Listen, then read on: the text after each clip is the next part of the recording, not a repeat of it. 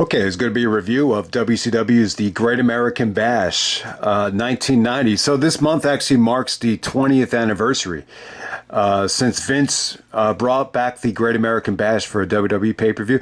So yeah, I mean, really, Great American Bash was the only name that he borrowed from WCW. Apparently, he was a big fan of the name. If you watch the Dusty documentary, Dusty, gets credit for the Great American Bash name, and Vince said he loved the ring. Great American Bash, and they brought it back in 2004, where JBL won the belt from Eddie, which we'll dig into later in the month. But yeah, man, if you haven't seen it yet, the WCW series on Vice, the Who Killed WCW, The Rock and the Dark Side of the Ring crew joined together. The documentary has been pretty awesome so far. They had 2 episodes. You get to hear a lot of, there's a lot of Hogan bashing. Bischoff is, pretty much anchoring a lot of it. You get some pretty heated sound bites from Nash, Goldberg, and Brett. So yeah, it's been highly entertaining so far. It feels like it's a step up from Dark Side of the Ring in terms of the production, in terms of the sound bites, and the it's just been a lot of fun so far. I'll try to get into it once it's over with. But yeah, man, we're gonna go back to Sting's first championship victory. This is where Sting defeats Flair in the main event to finally win the world title. So we're gonna go all the way back to July 7th. 1990. This is from Baltimore, Maryland. It's reported here that they do 14,000 in attendance. It didn't feel like it was that big. On Cage Match, they have 10,000. Wikipedia has 14,000. So the pay-per-view buy rate, pretty interesting number here. It did really, really well. It does a 1.7 buy rate. That's equivalent to 256,089 buys. It's actually higher than Capital Combat, which was the previous 1990 pay-per-view for WCW. It's actually higher than Halloween Havoc, but not quite up to par with SummerSlam. SummerSlam 1990 does 507,000, so it's still a far ways away from SummerSlam 1990. But hey, man, what's interesting there is, by the summer of 1990, Sting and Ultimate Warrior are both champions in WWE and WCW. So yeah, that's kind of interesting. But we're gonna get right down to it. Pretty historic show. I gotta say, watching this show from start to finish, there's there's a lot of matches. There's a lot of guys past their prime, but at the same time, there's a lot of up and coming guys like Pillman and Vader. And you get some old guys like Harley Race and Tommy Rich and the Iron Sheik. So it's kind of a weird card, very historic as well. You get the Undertaker wrestling as Mark Callas, being managed by Paul Heyman here. So this is like right before Taker debuts at Survivor Series. So it's a really, really interesting show when you look back on it. But, from start to finish, though, it kind of dragged a little bit. Okay, we open up with Flying Brian Pillman taking on Buddy Landel. So Buddy Landel is a little bit past his prime at this point. Very much like a poor man's Ric Flair here. Kind of reminded me of that. Tommy Rich, Flair. The Flair look was very, very, popular. I think especially in the 80s, and a lot of guys kind of still had that holdover look. But yeah, this is more about Pillman. This is just a good high-flying performance from Pillman. Kind of outmaneuvering the older and slower Buddy Landel. Yeah, Pillman's wearing the Cincinnati Bengals tights. So it was cool, man. But it's just really, really interesting to see how Pillman, just got so erratic and so, controversial. But at this point, he's like kind of like the innocent little kid just trying to make a name for himself with his athleticism. So, yeah, that was the opener right there. Next up, we have Mike Rotunda taking on the Iron Sheik. So this is before Rotunda becomes the IRS, and it's funny, yeah. I mean, this is the father of Bray Wyatt when you really, really think about it. But you get to see Rotunda playing more of an athlete here. They were billing him as a two-sport collegiate athlete from Syracuse. And that's one of the things that's going on now in NXT. Like they really recruit hard with Division I college athletes, and I guess you could kind of say the same thing at that time. A lot of these guys, whether it be Rotunda, whether it be Furnas, really had decorated collegiate backgrounds. But yeah, Iron Sheik was a little bit out of shape here. I believe it one of the teasing showings of Black Saturday, I felt like they showed Iron Sheik, wrestling in Georgia Championship Wrestling. So, I just don't think Iron Sheik really fit in at this time. They were really, booing the crap out of him. But I thought Rotunda looked good here. But this was probably the weakest thing on the show, from a match standpoint. Next up, you have Doug Furnas actually taking on Dutch Mantel. So, you hear the name Dutch Mantel a lot as more of a booker in TNA, and you get to see him as a manager in WWE, managing, Claudio Cesaro and Jack Swagger. You remember that version of Dutch Mantel. But as a wrestler, he really looked like kind of a combination of Mick Foley and A-Train. Foley with the beard as Cactus Jack and A-Train with the hairy back. I mean, he was a little bit too outdated here from a wrestling standpoint. But I'll tell you get to see Doug Furnas without LaFon here. The dude was a hell of an athlete. He was really, really jacked up. A tremendous leapfrog, powerful legs, great belly to bellies. So Furnas goes over Dutch. And, the match is a little bit long, but I thought Furnas looked really, really impressive. I guess at this time, he was kind of bouncing back and forth from Japan, even at this time. So very decorated athlete, Doug Furnas, over Dutch Mantel. Next up, we have Harley Race taking on Tommy Rich. So once again, man, like this show, it's like one match after another featuring just, either old school guys or just guys trying to make a name for themselves. So, but this match has a little bit of history. This is old school versus old school. This is a rematch from, I think it was 1981, where Harley Race actually lost the NWA title to Tommy Rich. If you've been following, wrestling over the past 20 years, I mean, you've heard the name Tommy Rich. Sean actually got the idea for Hell in a Cell from, I think it was Tommy Rich and Buzz Sawyer from the Omni. They wrestled in a cage match that had a lid at the top of the cage, and I think Sean really remembered that match, and that started the idea of Hell in a Cell. But Harley Race was NWA champion like almost 7 times, and one of the guys that actually defeated him was Tommy Rich. So this is kind of a rematch. Race actually goes over Tommy Rich, but the match was slow paced, but it was all right. It was decent. You got to keep in mind, like they're really kind of well removed, from their primes at this point. Tommy Rich, if you watch the Black Saturday Dark Side of the Ring, Tommy Rich was one of the guys that really, lost a lot because of, Vince, taking over that time slot, because he was one of the guys that really thrived in, Georgia Championship Wrestling. But hey, Harley Race goes over Tommy Rich in an unspectacular match, but it wasn't awful. It wasn't bad. Okay, next up we have the match of the night. We got the Midnight Express. We got Bobby Eaton and Stan Lane coming out there with Jimmy Cornette and his tennis racket to take on the Southern Boys of Steve Armstrong and Tracy Smothers. This is for the NWA United States Tag Team Championship. So you got 2 championship matches or tag team championship matches on this show, but this is the United States one. I got to say, match of the night. Once again, Midnight Express impressed the shit out of me. They looked a little bit more impressive than Rock and Roll Express on this show. A lot of it had to do with Rock and Roll Express kind of got the death spot on this particular show. But yeah, the Southern Boys are great, man. You get to see Tracy Smothers. I think, might have been my first time seeing Tracy Smothers. But, if you've been watching Chris Hero over the years, either promotion, whether it be ROH, PWG, wherever, he always does a Tracy Smothers impersonation from time to time. So, and he was spot on the money because, the Tracy Smothers has a unique moveset, really, really, skilled tag teams here. Once again, the Midnight Express, they were really impressive because, they wrestled a methodical heel style, but they were still, but it wasn't watered down though. Like it was still engaging. They're great fundamentals, just the way they do drop toe holds, the way they're able to, tag in and out of the ring, the way they're able to kick. I mean, they're just very, very, very decorated offense here. Cornette was getting involved from time to time. There was just some really, really good kickouts. It was just good drama, good athleticism, just really, really well put together. The finish was hot. And one of the things you'll learn from watching the WCW documentary is the Goldberg kick. you'll notice Goldberg and Brett bitching about how stiff the kick was. And here, there's like a blindside insecurity. But if you notice, they show it back on replay. You don't really kick the guy that hard. There's a way to do it where you can sell it without getting kicked in the face. But, the replay kind of makes it look like he didn't really hit him.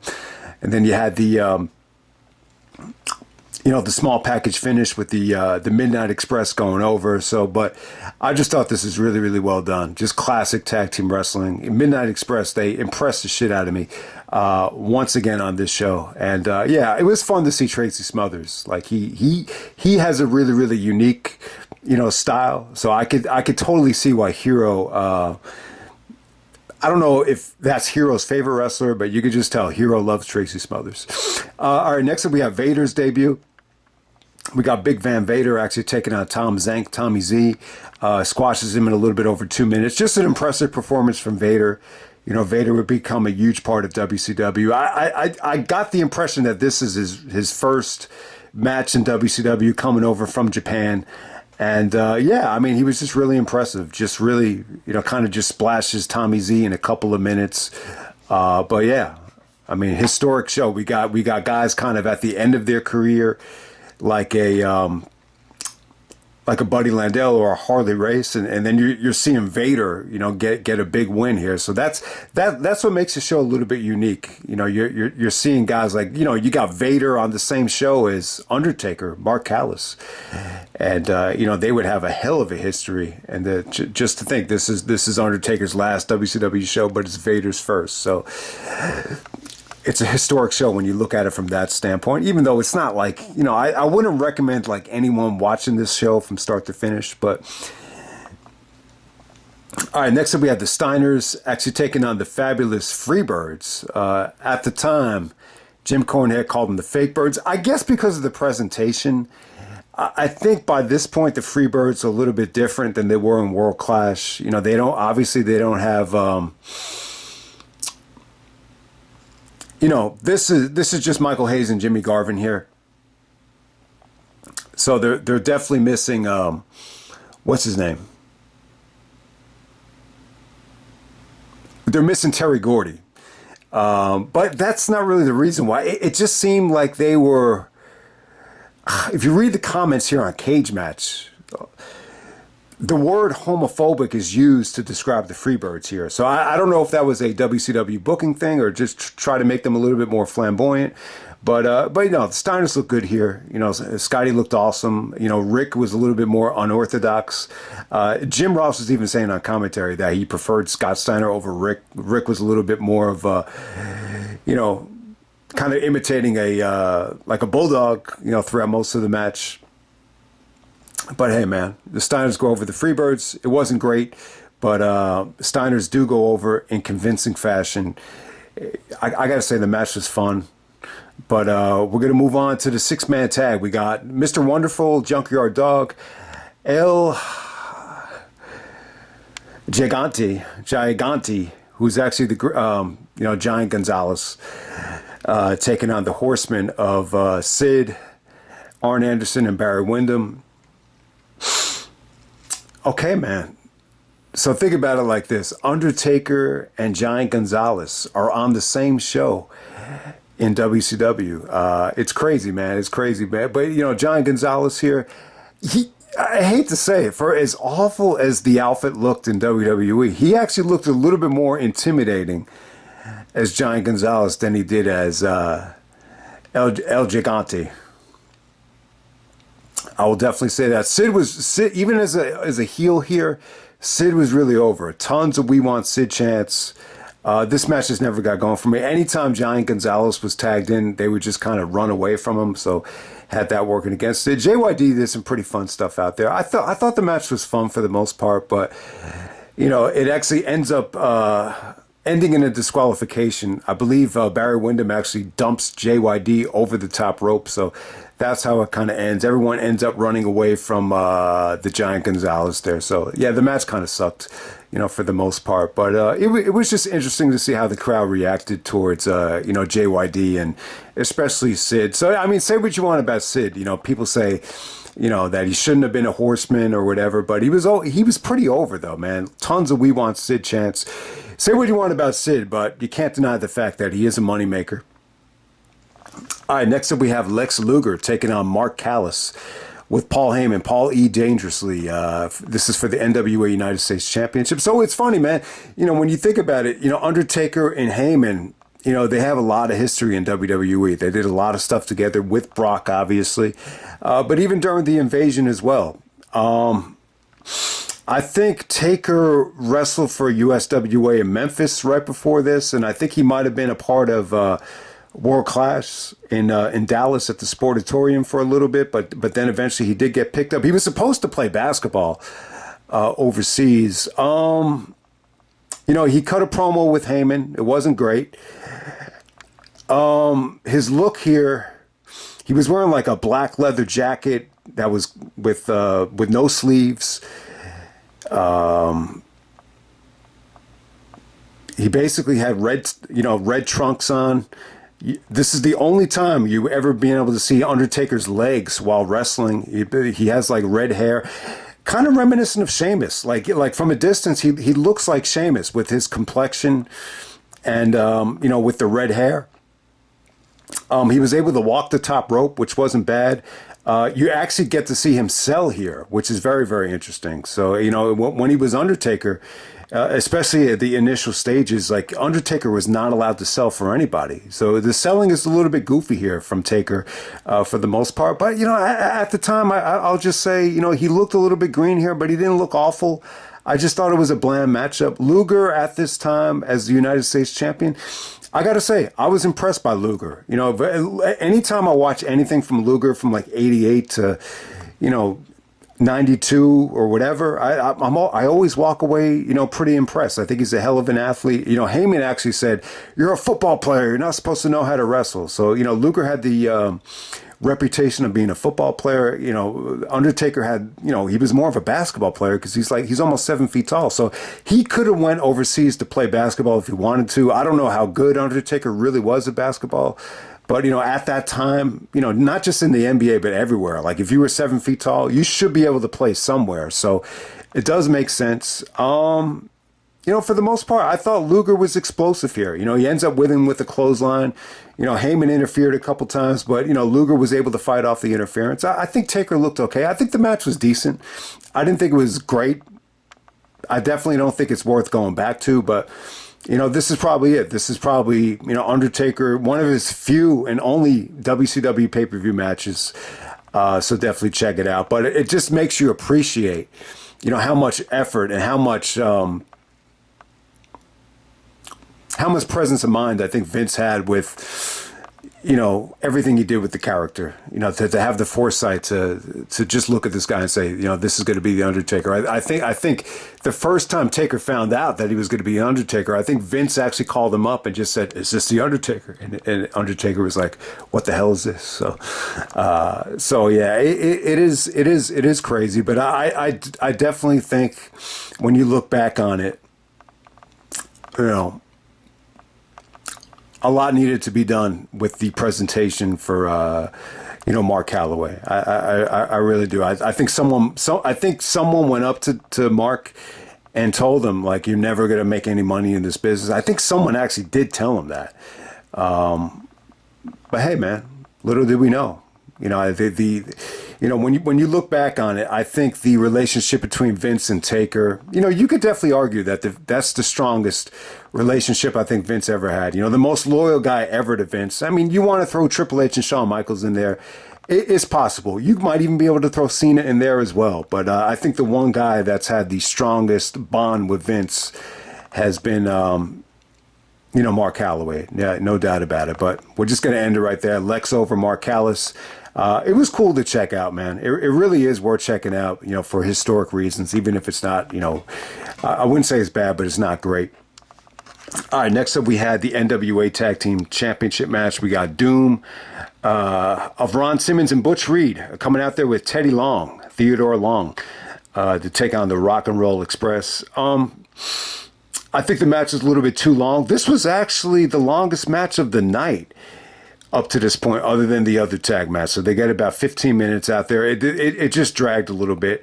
Rock and Roll Express had a tough time, outmaneuvering Doom's strength. I mean, they were just built like bricks, and it was just tough for them to build any offense. There were some hot tags here, but for the most part, I say Rock and Roll Express, they just didn't look as seasoned, I think, as the Midnight Express here. And I just think some of the magic that the Rock and Roll Express might have had in the late 80s with the rivalry with the Midnight Express, it felt like it kind of faded by this point. Simmons and Butch Reed just look very, very thick, very strong. The ending features, Teddy Long gets involved. He's actually, distracting Ricky Morton. And then, Butch Reed actually comes down with the shoulder block off the top rope. So that's how they retain the championships right there. But yeah, I would say more than any other match on the show, that kind of dragged a little bit. Okay, for the main event, we got Ric Flair taking on Sting. This almost felt like a lumberjack match. You had a lot of the baby faces at ringside. You actually had Ole Anderson, who, was managing Flair at the time with the Horsemen. I think Ole Anderson was actually booking, WCW at the time. So he was actually handcuffed to the Giant Gonzalez by the entranceway. So this is really the first time a lot of people, I think, saw Giant Gonzalez on the main stage here. But yeah, this is Flair versus Sting. The rematch from Clash of Champions. Sting finally wins the World Championship for the first time. So it's funny. Sting and Ultimate Warrior find themselves champions as in the WWE and WCW in the summer of 1990. So it's pretty cool. With Sting and Flair here, this goes about 15, 16 minutes. It's a pretty accessible match. I think they put this on one of the Great American Bash DVDs. I think it might have been 2005 as an extra. So it's a pretty accessible match. But it only goes 15, 16 minutes. The original Clash of the Champions, that gets a lot more love. They went 45 minutes. I think it went to a 45-minute time limit draw. So this one, it's a little bit different. I think the crowd was great. You had a great reaction here for Sting and Flair. The fans really wanted to see Sting win the belt. I think Flair had been champion since, I guess, 1989, where he beat, Ricky Steamboat at Wrestle War. And I think he, turned babyface, survived the Terry Funk Classics, the I Quit match and the Clash of Champions match, and the Great American Bash of '89. And, Flair must have turned heel again. I think WCW was going through a lot of changes at that time. I think Flair was booking, then it went to a booking committee. Then Jim Herd took it over. Then the booking went back to Ole Anderson. So, yeah, this is a very transitional time, I think, for WCW. But, bottom line is Sting defeats Flair. The match has just a lot of chaos going on outside. But if you can just appreciate what went on in the ring, it's fun. Everything about this match is just fun. I think, Sting did some really, really good, no selling to Flair's chops. There's some funny moments here where Sting hits the Stinger Splash on Flair. Flair does the Flair bump. He takes the Flair bump from Sting. Sting hits him with the Gorilla Press. So I just think Sting and Flair just had really, really good chemistry. Even if, like, the wrestling, I think they have great chemistry wrestling-wise, but I think what really made this match stand out is just some of the entertaining theatrics. Whether it's Flair's bumping or just Sting's, no selling of the chops and him just kind of hulking up. And so there's a lot of really, really fun things here. I think Sting puts him in the Scorpion Deathlock. Flair fights it off.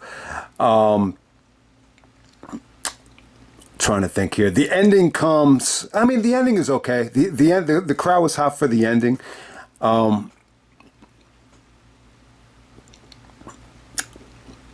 Flair is working over Sting's knee. He transitions into the figure four. When Flair rotates on the figure four, Sting actually kind of cuffs Flair's head, and then he transitions into a inside cradle small package.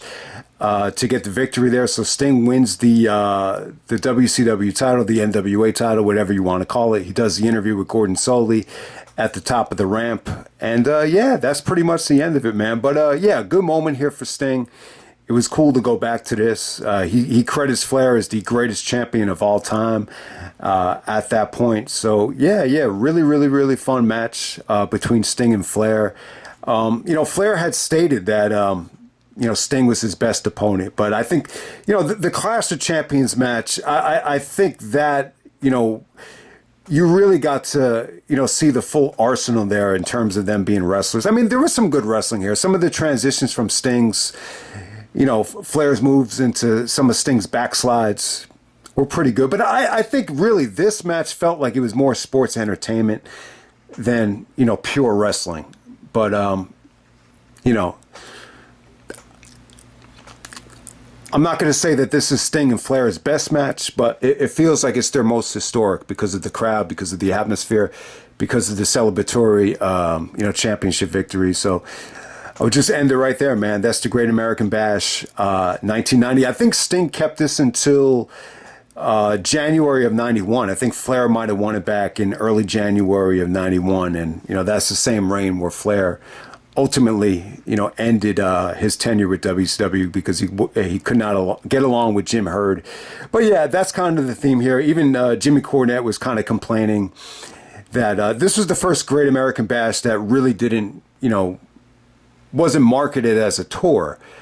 But, Cornette went into depth about some of the house shows. He was talking about them getting paid per date here, and they were supposed to be on guaranteed contracts. But yeah, just some of the houses. I mean, they always did well in Baltimore. The traditional houses for the tour, whether it be Baltimore, Washington D.C., Norfolk, Virginia, going down to the south to Georgia, those always did well. But they did some really, really bad house shows around this time as well. So not every single house was like packed to the rafters. So this was a very transitional time, I believe, for WCW with, Jim Herd really putting his foot down. And, apparently he was a pain in the ass to deal with. He didn't get along with Flair, but, it wasn't just that. Like apparently he just didn't want to pay anybody. Like whenever he did pay, like Cornette, he would always say something along the lines of, I don't agree with this. And then Cornette would be like, well, I don't agree with it either.